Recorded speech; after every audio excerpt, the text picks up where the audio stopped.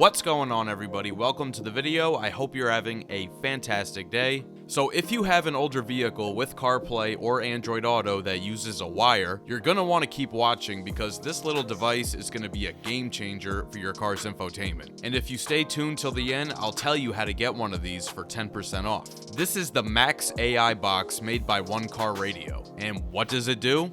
Well, it takes your CarPlay in Android Auto and makes it wireless so you don't have to plug and unplug your phone when you get in and out of the car. But it does some really cool other things like enabling streaming platforms like Netflix, Disney+, YouTube, and a ton of other apps that you can use right on your car's touchscreen. Pretty much any app that's available on the Google Play Store, you will be able to use on your car's screen. So first we'll do a quick unboxing just to see what it is that you get. It comes in a plain simple box with a label on the side with some specs on it. Open it up, you have a little instruction sheet and the manual, and then here it is, the Max AI box. It's very compact. As you can see here, it's just a little bit bigger than a credit card. It's very sleek with this black and gold design. And underneath there's going to be 3 wires. First we have a microphone that connects to the microphone jack on the box. Next we have a USB-A to USB-C cable to plug the box into the infotainment system. And finally a USB-C to USB-C for vehicles who don't have USB-A. The 2 requirements your car must have to be compatible: it must have wired CarPlay and Android Auto, and it must be touchscreen. I'm going to be installing this on a 2016 Honda Civic, which uses a USB-A port. But real quick, back to the side of the box, the 2 slots on the left here are for an optional SIM card and micro SD card. So this can utilize a hands-free calling feature outside of CarPlay or Android Auto, but it's not required to use the device. Now for the install. At first, it's a little confusing, but after I explain how, it's very straightforward. So before you plug in the box, go on your phone and disconnect your Bluetooth and Wi-Fi hotspot because you're gonna need those. Depending on your car's infotainment system, the included wire may not work.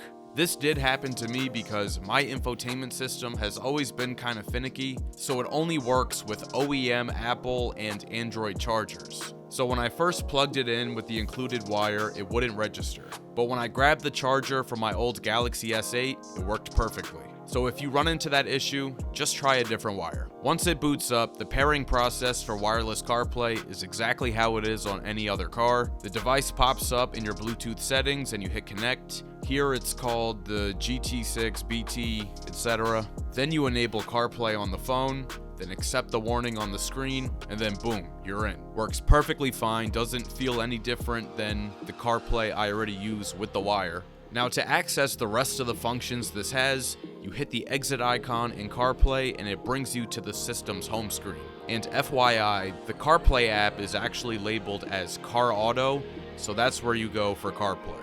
This system is running Android 12 and has preloaded apps like YouTube and Netflix, but the first thing you're going to need to do is connect the Wi-Fi. So now, in your phone settings, you enable your Wi-Fi hotspot, then on the screen scroll down to the Wi-Fi app called Wi-Fi Set, choose the network and enter the password, and then that's it. So the first thing I wanted to try was YouTube. So I went on YouTube and went on Optical Automotive to see if it would work, and it played with no problems at all. The way this behaves differently is that as soon as you even let up on the accelerator, the car immediately starts braking. But I still wanted to see what else this thing can run. So I went to the Play Store and downloaded TikTok. But then I forgot my password, so back to the Play Store, and I figured I should try something more involved that requires some more processing. So I downloaded Angry Birds. So can you play Angry Birds on the Max AI box? Well, see for yourself.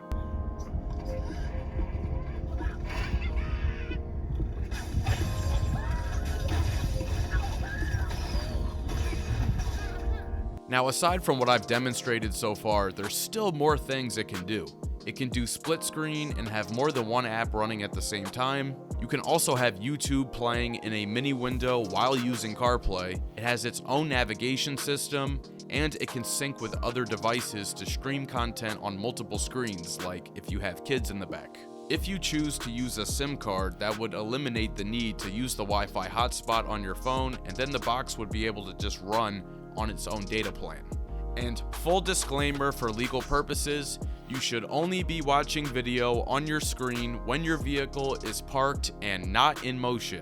Watching video while in motion is illegal. If you end up crashing because you were being an idiot and watching something, neither OneCarRadio or myself are responsible. Don't be an idiot. Now for my final thoughts. It's definitely a cool little device and I will enjoy using it for sure. The only possible issue I can think of would be if you don't have a wireless charger in your car and need to charge your phone, then you'd still have to plug it in. But you would still have all the external apps that you wouldn't otherwise have in CarPlay. And now, since you made it all the way to the end of the video, OneCarRadio is offering all my viewers 10% off their order, not just for the Max AI box, but for anything on their site. Just follow the link in this video's description and use promo code OPTICAL at checkout. Thank you so much for watching, and I'll catch you guys later.